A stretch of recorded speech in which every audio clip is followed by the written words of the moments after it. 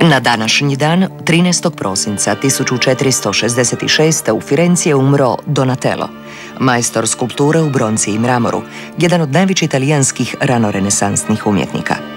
U Rimu je upoznao antičke spomenike, što je ostavilo značajne tragove u njegovu djelu. Donatelov David je tako bila prva slobodno stojeća gola figura, izlivena u bronci i prirodne veličine, koja je napravljena od antike do tada. David je koncipiran poput grčke skulpture, ali slobodnih pokreta. Donatello se poslužio takozvanim kontrapostom. Težina cijelog tijela počiva na jednoj nozi, a druga je slobodna, spremna za iskorak.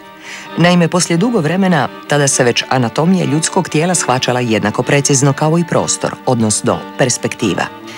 Oblikovanje ljudskog tijela bila je glavna značajka umjetnikova rada.